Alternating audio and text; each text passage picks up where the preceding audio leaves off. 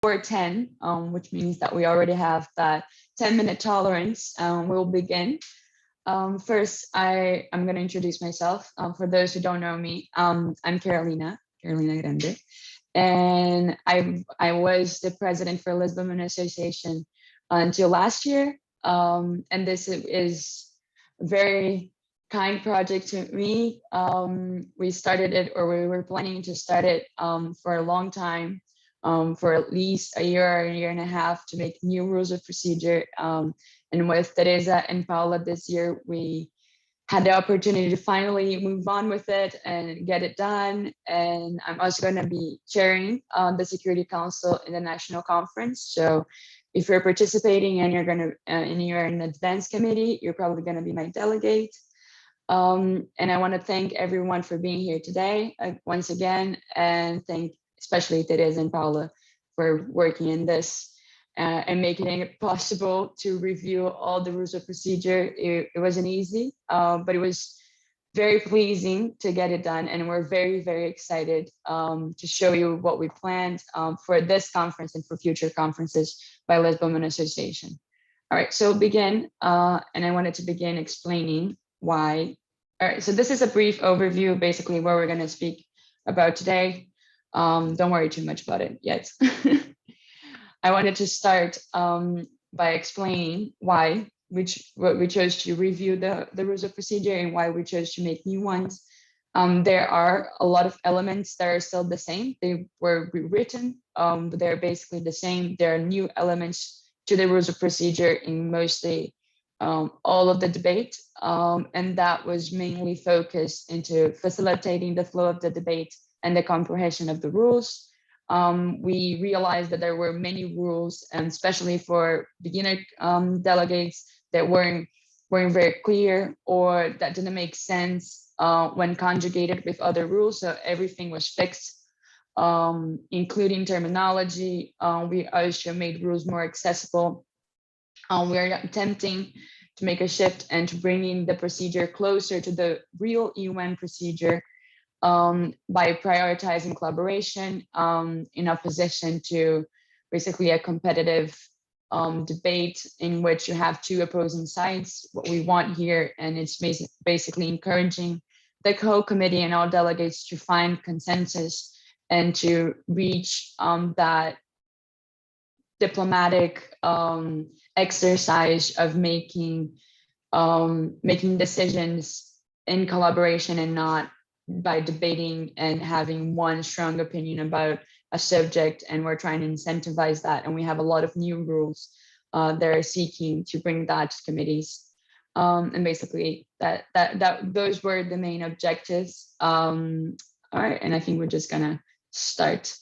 I first wanted to start just to make sure everyone understands what consensus means. I didn't write this. This is from the UN website. Then it's their definition of consensus.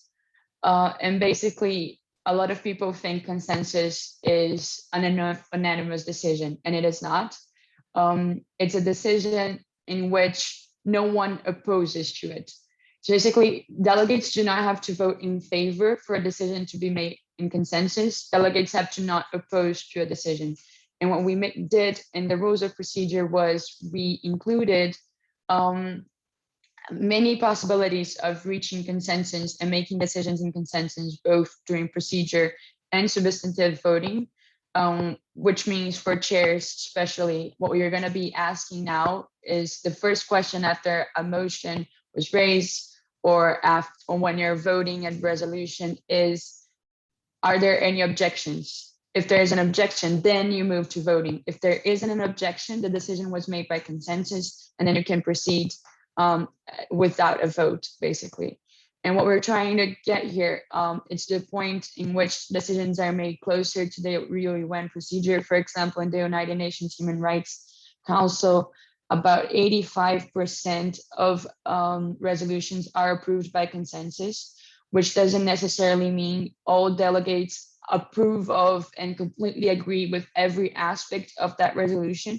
It just means that there is enough support for that resolution, or not enough, nothing that's screams that there's something wrong with it, delegates mostly agree with it, and that is enough to reach consensus. So this is what we're trying to teach delegates, and this is going to be in all of our workshops probably in the future, just to try to get delegates to understand what diplomacy means and what trying to what basically means to be in a UN procedure. It's not about winning. It's not about being better than the other and getting more stuff for your country than the other country gets to themselves. It's about working together, and this is a big way to get there. All right, so we're gonna proceed. First part, just a quick note. Some of these number of the rules, I think those are right, but some of the numbers of the rules might have changed when we edit it. So don't worry if they're not right in the slides, they are right in the rules of procedure that we sent you. All right, so the first part of the rules of procedure remains basically the same. It's general rules. Scope of the rules, it's applicable to all conferences by Lisbon Association. Language is English. One important aspect for language, especially during national conferences, is delegates cannot talk in any language other than English whenever they're speaking about something relevant to the committee or are inside of the committee. So during a moderate caucus, they cannot have a discussion in Portuguese inside the committee. They should always discuss everything relevant to the committee in English.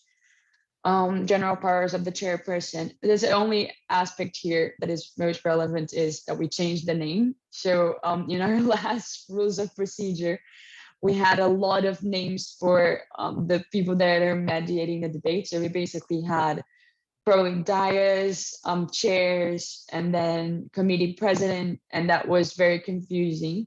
And basically all of our rules now mention the chairperson or chairpersons, which are basically what we always call chairs. All right, so quorum, electronic aid is completely in the chair's discretion to allow it or not. Etiquette, I think that always remains the same. Awards as well as delegate conduct, about absence, and then we're gonna move on to the procedure immediately and start with the roll call. And I'm gonna pass on the word to Paula, and then Paula can have the floor. Thank you, Karina. Just a quick introduction. For those who don't know me, my name is Paula. I am head of Academic Activities Department of Lisbon Association. And I'm also going to be chair for the Unistaff Committee in the National Conference. So if you're in a beginner committee and you want to choose Unistaff, then I'll be welcoming you and we will have great fun together. So let's proceed with our roll call.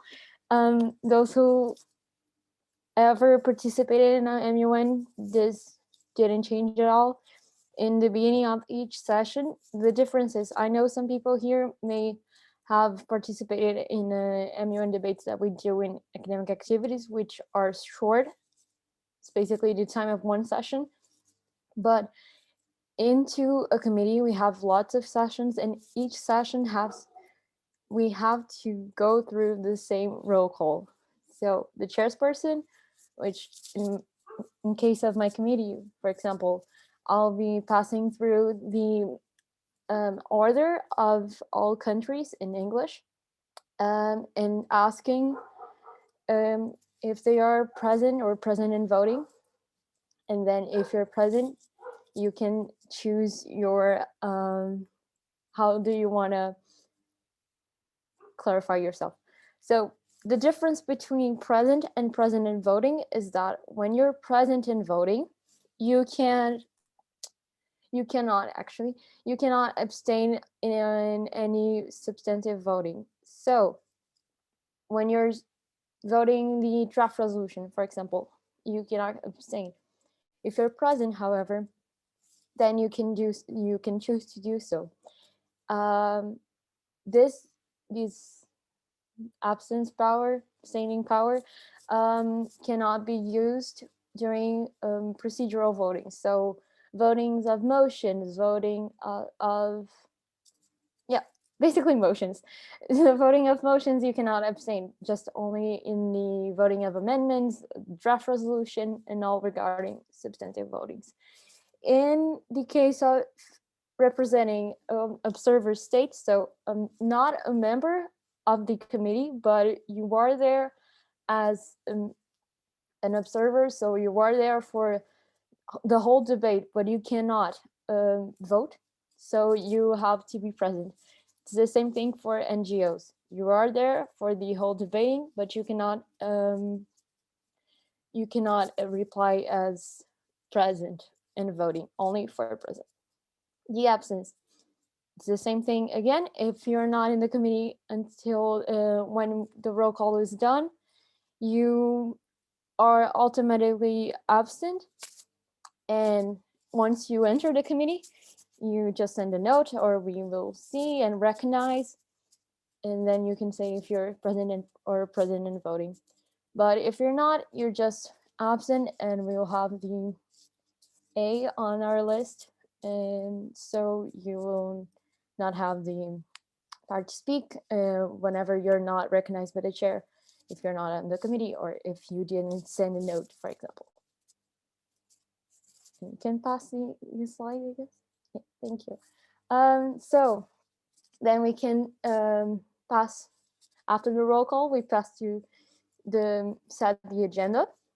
And we have the provisional agenda that is set by the secretariat, will be set by the secretariat of the national before.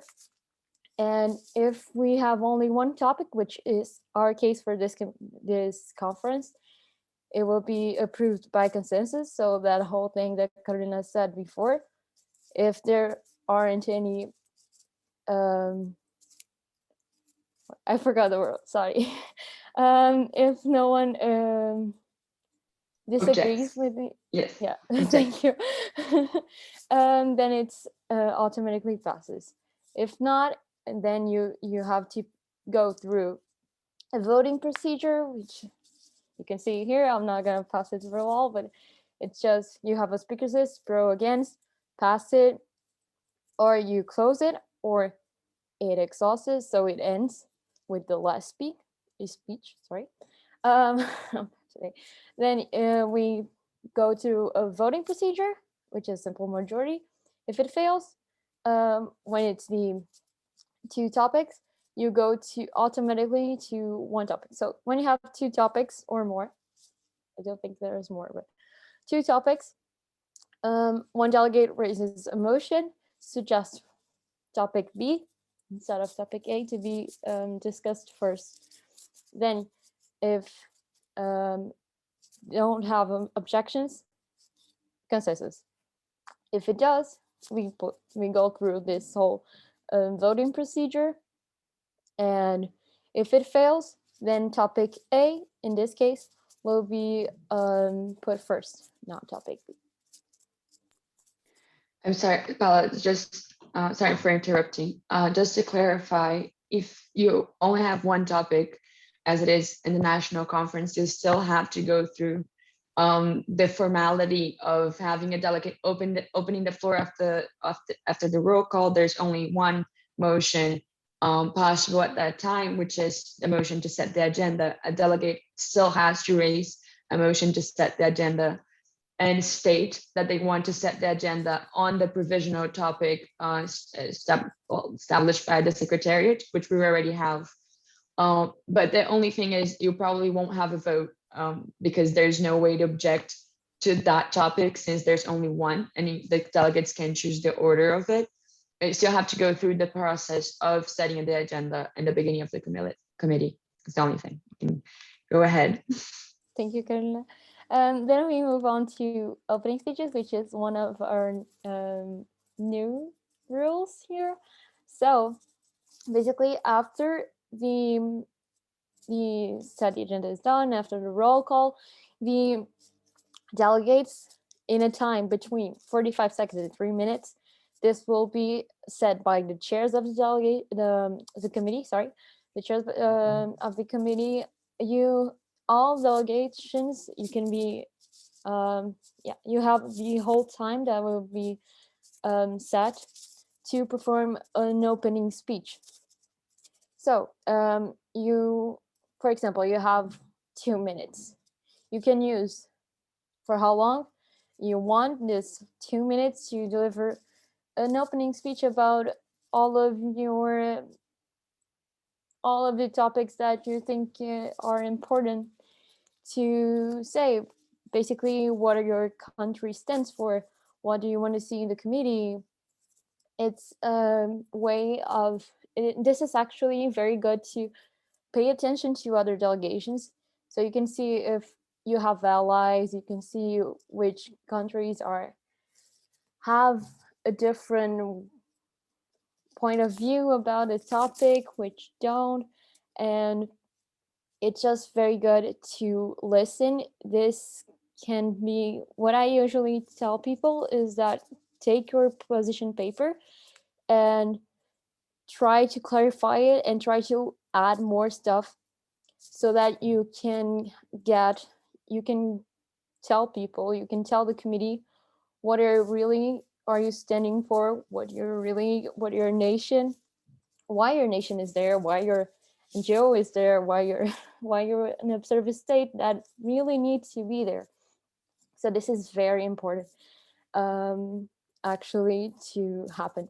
And you have that total time. Once you finish, you say the whole thing. I finished my speech, and you're only allowed to yield your time to the chairs. This is not like in the general speakers list. You cannot pass time to questions or to other delegations. You can only pass it to the chairperson, and then they'll pass it to the other delegation by the alphabetic order list to make their speeches, basically. All right, sorry, Paula, again for interrupting.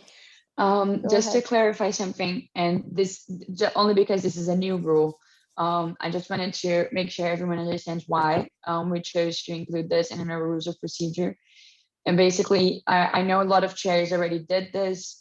So a lot of chairs usually only open the floor to motions after there has been a whole round of speeches in the general speakers list. But this is just to officialize such procedure, because we realize that it's very helpful for both very beginner committees and advanced committees to have this round of opening speeches for beginning committees, because it makes people, delegates, more comfortable and more confident. Usually delegates have this opening speech prepared, and it's very frustrating to be one of the last ones in the general speakers list. And once you get to make your speech on the general speakers list, the committee is already entangled in other discussions and no one is listening to you. And it's very frustrating, especially for beginner delegates.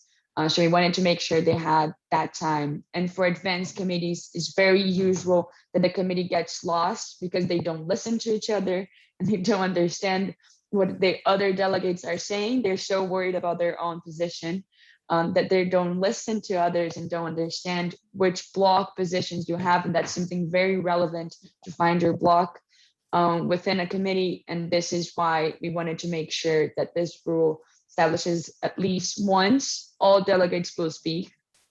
The time limit, it's very broad because we wanted to give chairs or the chairpersons a very large margin of discretion in establishing how much time they want to provide for opening speeches. So they might be very brief for 45 seconds. They might be very long. If you have a small committee, such as the Security Council, you have less delegates, so you can spend more time in opening speeches. And yes, and delegates, of course, if a delegate only wants to stand up, say one sentence, say, I'm the delegate of blah, and I'm happy to be here for this discussion and looking forward to it, and sit down and yield the rest of their time to the chairs, they might, it's in their power as well. They're not obliged to make an opening speech. And Polly can go ahead. Thank you. Thank you for clarifying, of course. Then we'll pass to the general speakers list. This is the main way of speaking during the debate. And so it's basically a list where the delegations are added by themselves, actually.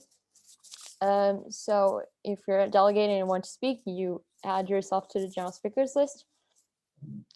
By adding, you have the total time to speak, basically 1 minute and 30.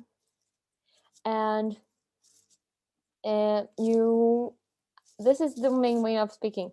Just you have the general speakers list, and this is the way of debating. You can count on the general speakers list through all the debate to, if you didn't have enough time to talk in the opening speeches, you can use the general speakers list. If you wanted to bring up about something before moving to motions that we'll be talking later, use the general speakers list. So the general speakers list is has actually something very different than the other things. That is the possibility to use your time. In this case, to another person that is not the chairs. So if you have 30 seconds left or more on the time, so if you have 1 minute and 30, basically, and you spoken for 45 seconds, you have that 15 seconds to use your time, the 15 seconds that's left plus the other 45 seconds to use your time to another delegate, for example, that want to answer something that you said, or to a question that someone may be wanting to ask. This is the general speakers list. Nothing has changed in our previous rules of procedures, so I think that won't be a problem for you to understand. This is basically the way of debating, and it's just a list, and you can be added yourself as many times as you want. Just the main rule is if you're already at it, you cannot add yourself 2 times. You have to wait for your time and then add yourself again. I think that's what I had. Yeah. Then we pass to another new rule, that is the program of work. This is a great rule, especially for beginner committees, because this is something that, in my personal view and my personal experience during immune debates, delegates may get a little lost with what they should supposed to discuss. So we created this rule to help you make a guide. And what I always use an example is as a script. It's not actually like script, but the actors have a script that they need to follow. You don't need to follow it. I'll be explaining this later. But you have a script that what the committee may discuss, so it's easier. So you have 5 topics in the study guide. And those 5 topics are the main topics in your committee. And you think that you're supposed to talk to them and discuss them with the other delegations. But you don't know how to do it because one person talks about a topic, and I don't know, let's think. Yeah, I'll use the UNICEF example because I think it's better. So you're talking about child labor, and one person wants to talk about how child labor is bad for the children in health issues, and then another person wants to talk about the pandemic, and other person wants, and this just a whole mess starts in the committee. So the program of work is basically to help you and make a skeleton of what you're supposed to talk. But again, this is not something that you should or you have to follow strictly or do something like that. It is basically like it's a paper, like a working paper with topics, the topics you want to prove. Like as the example of UNICEF, I want to talk about first human rights violations, second pandemic, 3 I don't know, health issues, 4 transparency, you have 4 topics, and you have this script to follow in your discussions. So you can organize your working papers of preparing to a draft resolution, and this is just gets very easy for delegates, especially again in beginner committees. But this is not a obligatory motion to be said. This is something that you can do freely if you think this is something that you have to do, or it's something that will be great for your committee. I will always say that you should do it, because I think there's only benefits to doing so. But you're free to decide whether you want to raise it or not. And this, you don't have to follow strictly the program of work if you approve it. So that example, first is human rights topic. But imagine the committee is in a circle. They cannot decide anything. They cannot find anything.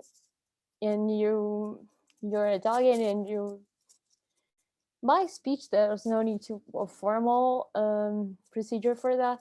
Just wanted to say I want to pass to the pandemic topic, because I think we have more to talk about.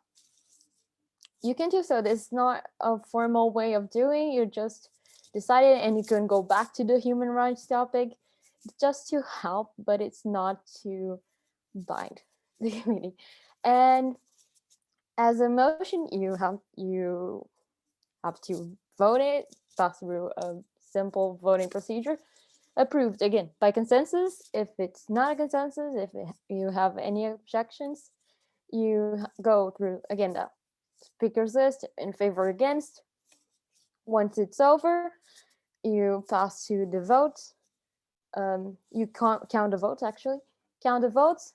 If it's a simple majority of votes, then it is approved, and you have your program of work. And this is an important tip. There's right here. If, for example, I am the delegate of China, and I was the one who raised the motion for the program of work. I was the one that proposed it. Can I change it before? Yeah, sure. If you done something, you done a program of work, again, that same example, and you have 3 topics, but you think that you're lacking one, or maybe you want to change the order, you can do so at all times before the voting for the program of work is done. After that, you can change the order of the discussion, as I said before. If you don't think the number 1 is going well, pass it to number 2. If you don't think the number 2 is going well, and actually you have an idea for number 1, go back to number 1. That's it. Absolutely. Let me just add a few things, Paula, if I may. So again, the objective for this motion is basically introducing a working paper, like Paula said, but this isn't a specific working paper that is most likely going to be proposed within the first or second session of the committee. What we want is very attentive delegates who paid attention to opening speeches, were able to recognize the most important aspects of the discussion, and we're able to synthesize that on those points in one brief document that they're going to introduce, give the chairs. The chairs are going to approve, and then they may raise a motion to set the program of work. And basically here, of course, like Paula said, you may have it approved by consensus. You may have a vote with speakers, and this is all written in the rules of procedure as well. And it's not binding at all during the committee, which means that the committee may approve it and then just disregard it completely. But it also creates very funny discussions like, you're missing the point, we're going out of the program of work, and someone will be like, I'm not binded by the program of work, I don't care. It is also very fun, but it helps it helps because the committee knows which points they have to cover in order to reach a resolution. The most important aspect I wanted everyone to retain is there's no amendments for this, because this is not supposed to be a big discussion. The delegate that raises this motion is not supposed to have his own or her own agenda in introducing a certain program of work. The delegate who raises this motion, and this is something important for the chairs, these chairs have to look for aspects that are basically consensual within the committee. They have the most important aspects. It can be subtopics of the study guide, for example. Delegates may just get the study guide and see the subtopics and propose a program of work with those subtopics. This is not supposed to be something that is going to have a huge debate and opposing positions. Otherwise, it just won't be approved, and it doesn't have any. It won't make any sense. What we want here is someone that recognizes the most important aspects of discussion and puts them in a program in a neutral position, just to guide the committee. Basically, that's pretty much it. That's it. And now I'm gonna pass to Teresa, that will be talking about our motions. Yeah, so this is pretty standard actually, and I don't think we've added anything new to the rules of procedure in terms of the typical motions we have in MUN. So you have the option of a moderated caucus where delegates will discuss in their seats and will be moderated by the chairs. You have an unmoderated caucus where delegates are allowed to stand up and go around the room, and there's no type of moderation. Delegates are free to talk to whomever they want to, whenever they want to. And then there's the consultation of the whole, which is an informal discussion led by a specific delegate. So it would be the delegate kind of takes the role of the chair and leads the debate and allows other delegates in the committee to speak. And he or she conducts the debate. Very simply, I don't believe there's many changes to this. And the only thing I think we've done differently is that we've added more information. So the rules are more self-explanatory now. And I'm sure that when reading them, you'll have no doubts. And if you do, feel free to then message us. We'll respond and try and explain and clarify anything. But yeah, we've worked really hard to make them very, very clear. Then when it comes to points and motions, we have changed or created actually the right of reply, which is something we did not have in our previous rules of procedure.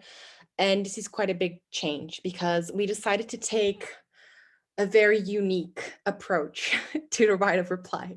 So basically, when a delegate has offended another country's position or integrity, that delegate is allowed to raise a right of reply.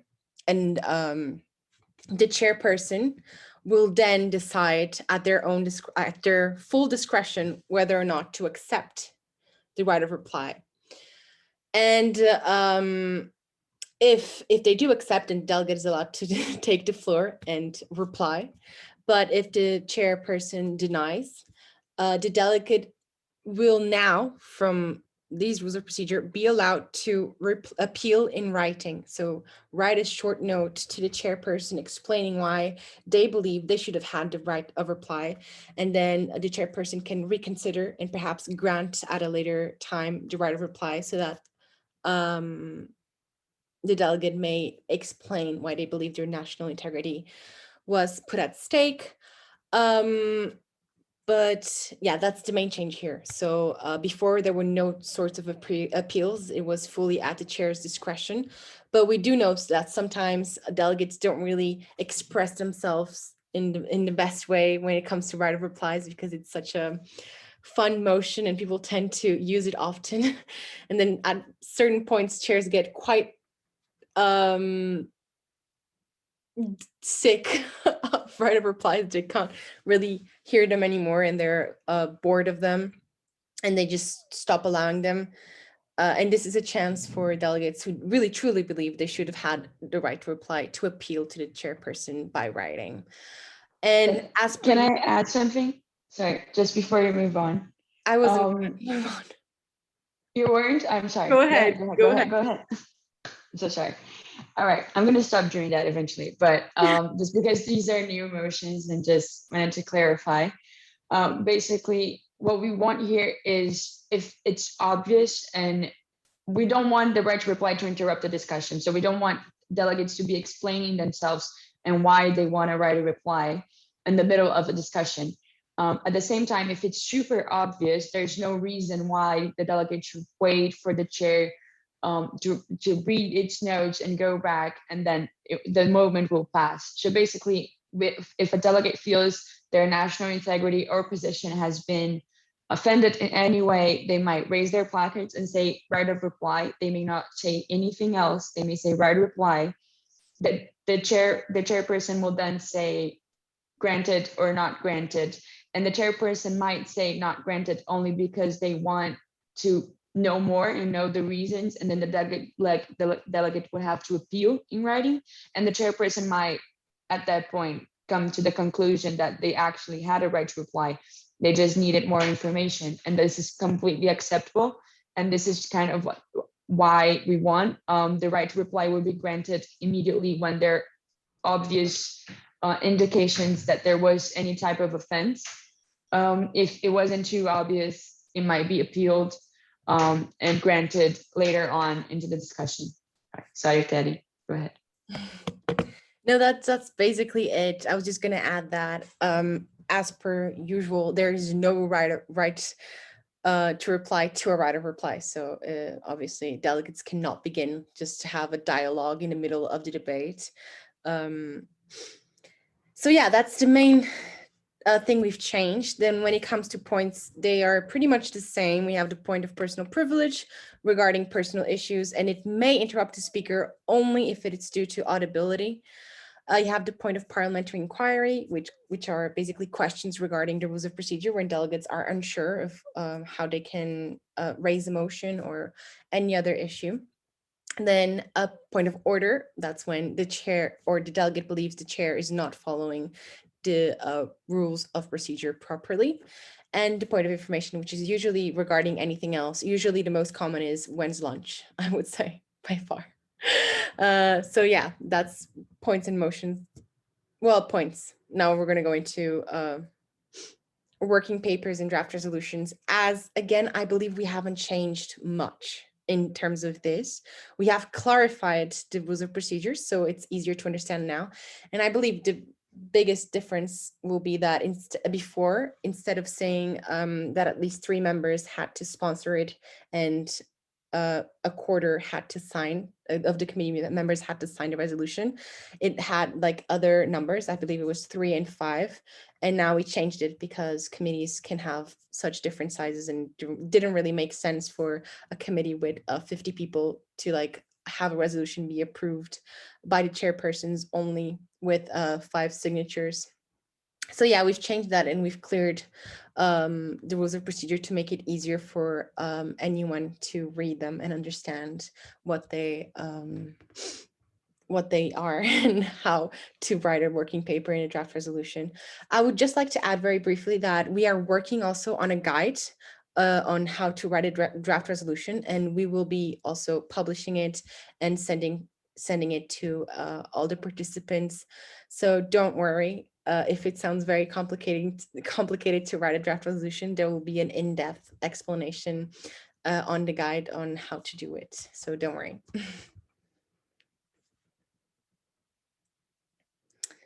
And yeah, and now I hand back the word to Carolina so she can explain panel of authors.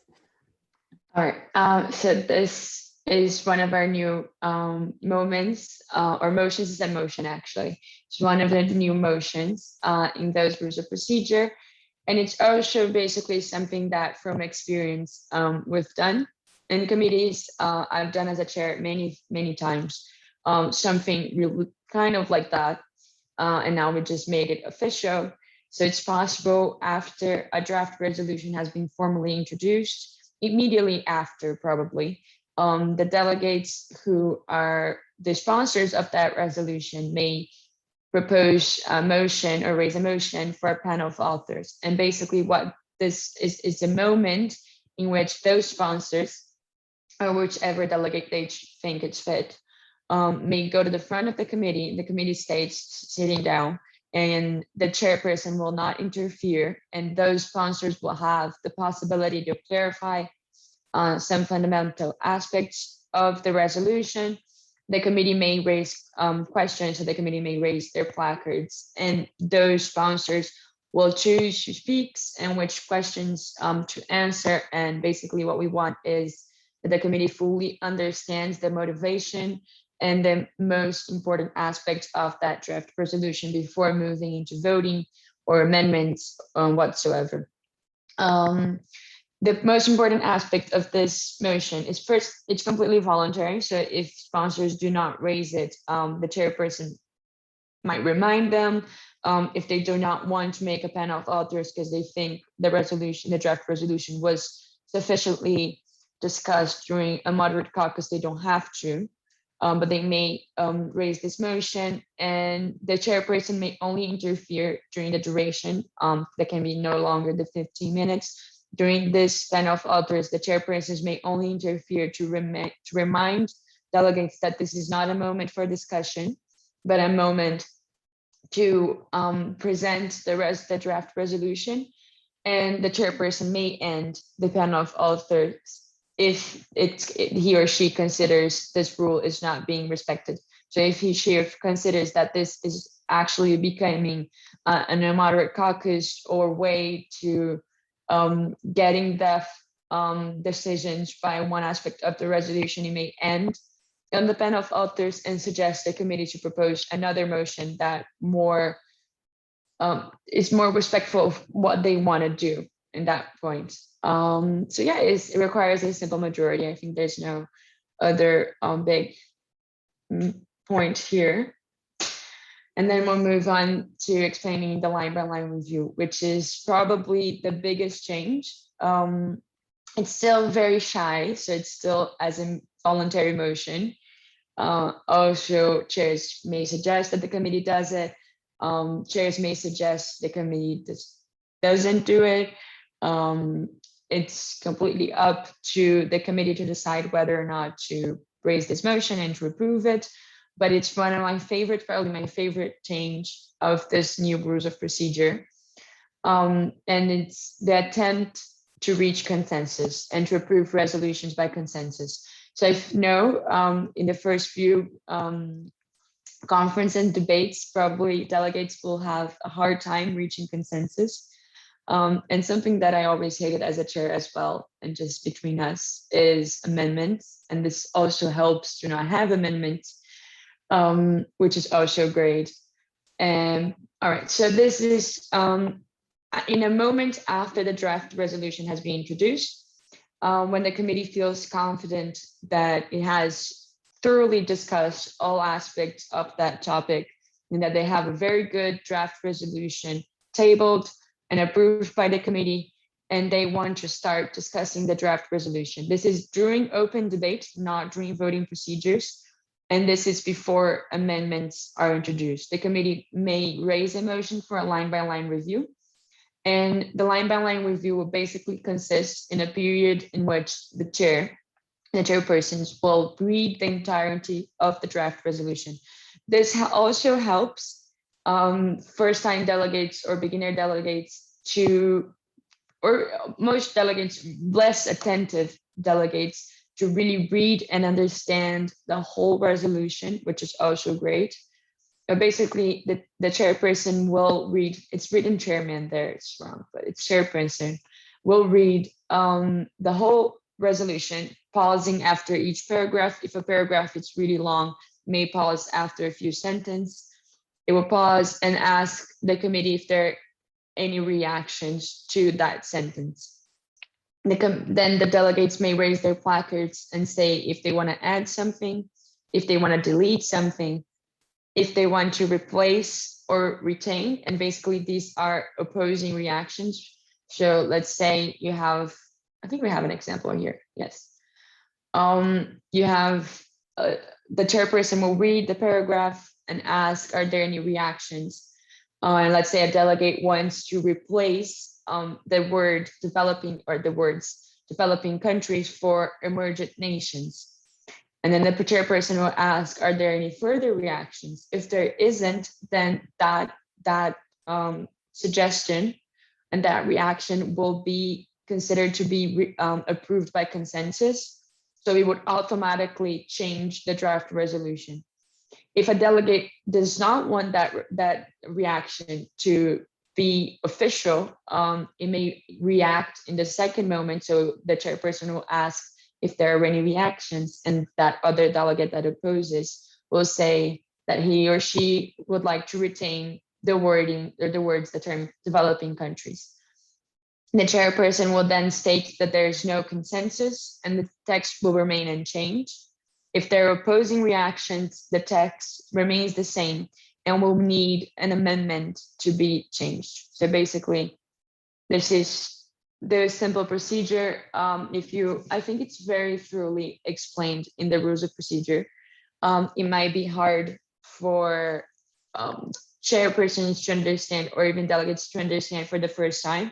But if you have any questions, like Teddy said, you may send us a message at any time, and we'll also be there during the conference to help you. And yes, so if the committee goes through a whole line by line review for the entirety of the resolution, and in the end, the chairperson will ask if there are any objections to that resolution. And if there isn't, the resolution will be approved by consensus immediately, meaning that there's no procedural voting, meaning that there's no amendments. That if there's no big aspect of the resolution that would raise an objection by any delegate in the committee, it may be approved just like that, just by reading the entirety of it and making sure everyone agrees or mostly agrees with all aspects of that resolution. So I think this is the biggest change here in our procedure. And then Teresa will have the floor back to speak about amendments. Yeah, once again, we haven't really changed much, but I'll briefly explain.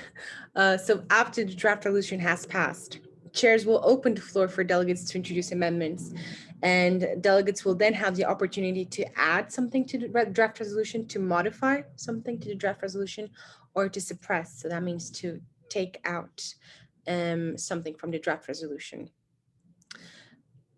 Oh, sorry.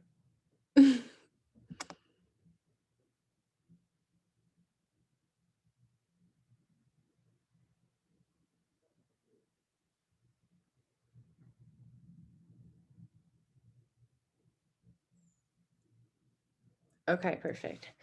So yeah, very briefly, that is going to happen after the draft resolution has been passed. And then you have precedent. This is basically a slide to help you understand the precedence of motions, because motions will have to be voted on in rule of which one is the most disruptive. So if, for example, during open debate, the chairs open the floor for motions, and there's 5 motions, 2 regarding a moderated caucus, 3 regarding an unmoderated caucus, they will be voted upon by the committee in order of most disruptive to least disruptive. And this slide is just really to help you and have a clear idea of which motion will then have to be voted first.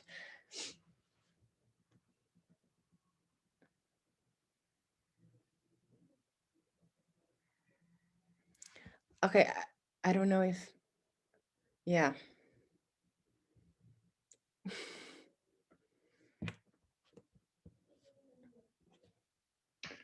I apologize. Yeah, no, my computer went crazy for a minute, but I'm back. Can you share the slide, or should I do it? So I can't hear you. I'm assuming you're saying you're sharing it.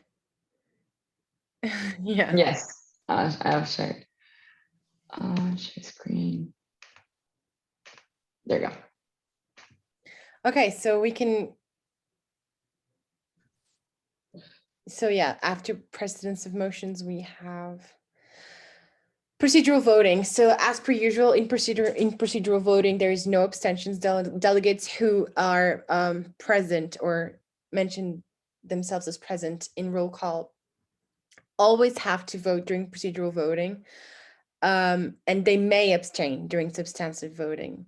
So basically, when it comes to voting on whether or not a motion is going to be passed or not, usually it's not usually, there's no abstentions. All delegates have to mention whether they are in favor of said motion or against said motion. There's also a chance for motions to have speakers. So that means that before they're voted upon, for speakers to, for delegates to take the floor and explain why they believe so-and-so should vote in favor or so-and-so should vote against this motion. And here's the list of those motions. Same thing for without speakers. A couple of motions are not at any point allowed to have speakers. So that's the case for unmoderated caucuses, moderated caucuses, and consultation of the whole. And then obviously substantive voting is going to be for amendments and resolutions when they're not approved by consensus, as it was previously explained by Carolina. And yeah, so this is basically how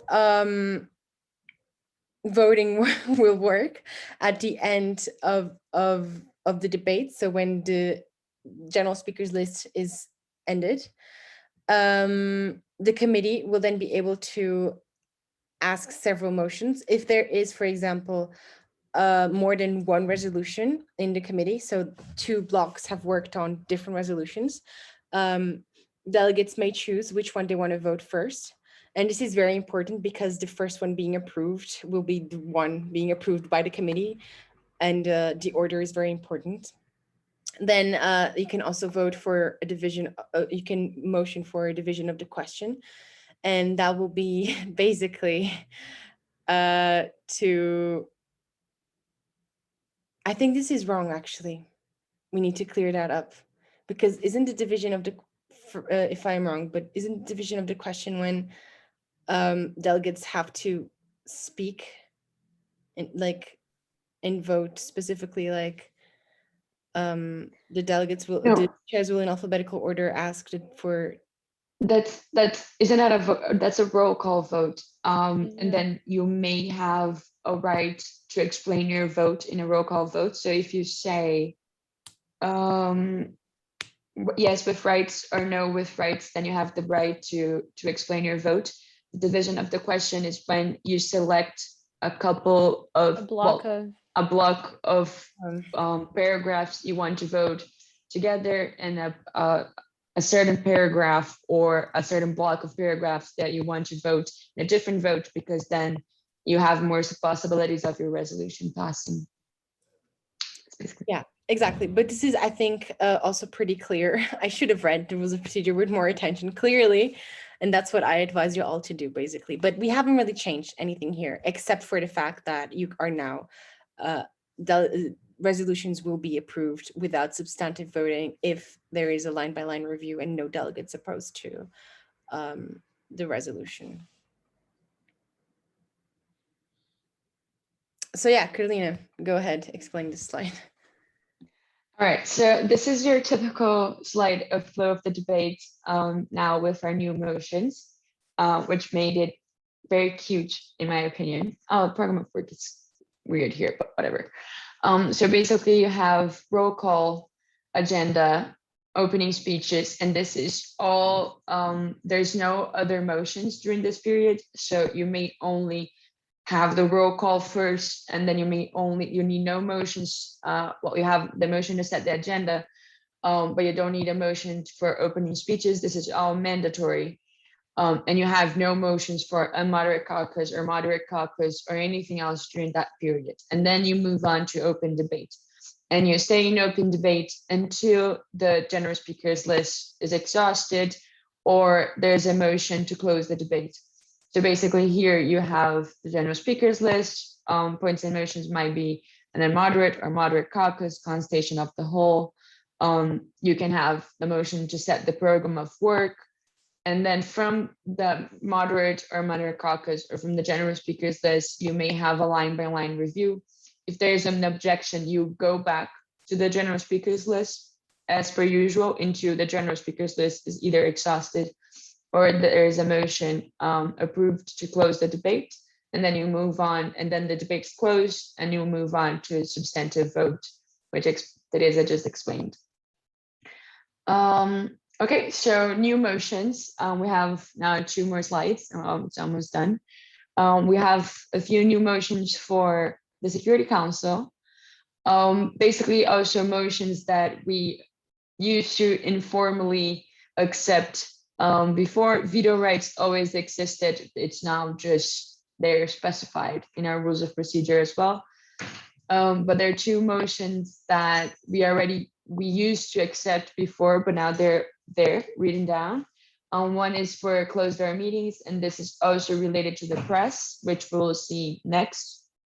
The press will be present in our committees during the whole conference, which means, and in the Security Council, the council may vote to basically kick out the press and have observers as well and NGOs, and just have a closed door meetings for up to 20 minutes, if I'm not mistaken, in which the council may discuss more sensitive subjects that they do not want the press to know about. They may also raise a motion for a P5 meeting, which means the P5 members, China, Russia, the United States of America, the UK, and France may have a meeting apart from the council. This is mainly related to the fact that they have veto rights. And if they are not in agreement, it's impossible to pass anything in the committee. So it may be interesting for those countries to have a meeting of their own and make concessions before discussing other matters with the rest of the committee. They may not be very long as well. There is a time limit. I don't quite remember the time limit for this one. There's a time limit, especially considering that we do not want the other delegates to be completely in the dark about everything that is being discussed, and we also want all delegates to feel like they have a voice and they are as important as P5 meeting members. But these are just motions to make the discussion a little bit more interesting and exciting. All right, so we also have a new rule for NGOs and observers. We won't have NGOs and civil society organizations yet in the national conference, as far as I know. But we will have an observer member state in the Security Council, and basically both have very similar roles, both NGOs and civil society and other member states, observer member states, which means that they may speak at all times, but they cannot vote, either substantively or procedural voting. Those observers may not vote at any point and should actually leave the room during substantive votes. They can use this time to talk to the press, which we will see next. And they may request first some time to speak. They may request the chairperson that may allow it or not for a chance to speak before the substantive vote begins and before they leave the room, just to make their positions clear in regards to the draft resolution that should be approved or not. So basically, the only big difference between NGOs and observer member states is that the role of NGOs is very important for lobbying. NGOs actually play a very big role in both Human Rights Council, the United Nations Women Commission, and most councils and committees in which there is a big presence of civil society and big social movements. NGOs play a very big role in influencing politicians and delegates to vote in a certain way or to propose a certain resolution, and they mostly do that in those lobbying moments. So during mods, during coffee breaks, what you want to do is put pressure in delegates to raise a certain point, a certain aspect, to propose a certain solution. For observer member states, what they want to do is put political pressure because they have the power of a state, they have their sovereignty, and they might impose some political pressure in other states that actually have the power to decide on those matters that are relevant to them, and to shift the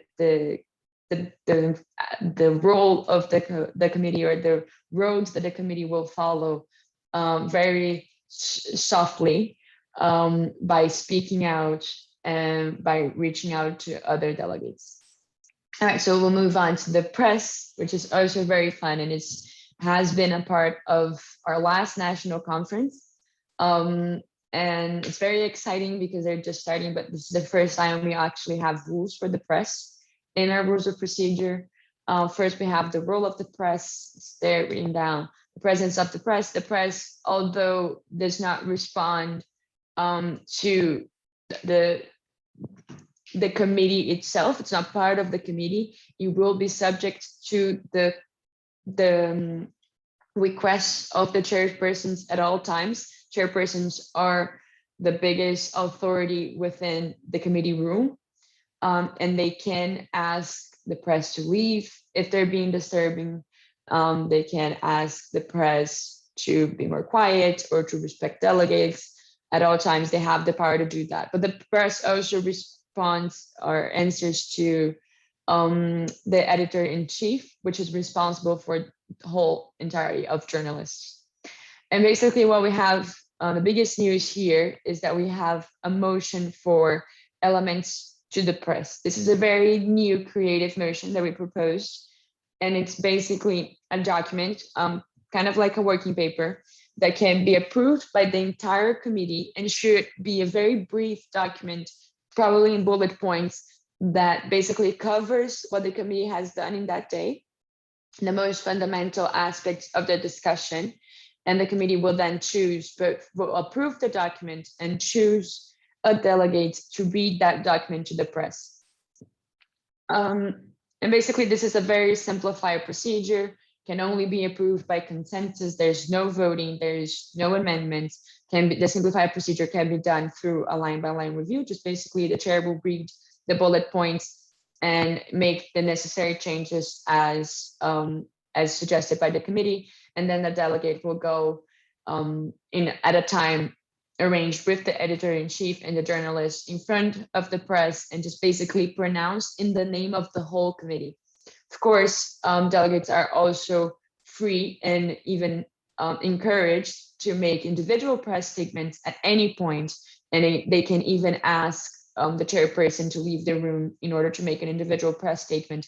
And this is very important for NGOs and observer members that might leave the room and just make a press statement in order to pressure the committee to shift in a way. And basically, individual press statements can be very strong weapons of political pressure, and it should be used very wisely. The only time this is not in order, of course, is during substantive voting. Delegates are not allowed to leave the room at that point. All right, I think this is it. Those were the most important aspects. And basically, I should want to leave the floor open to any questions someone may have. At this point, you can raise your hands or just speak if you want. Hopefully you're still there.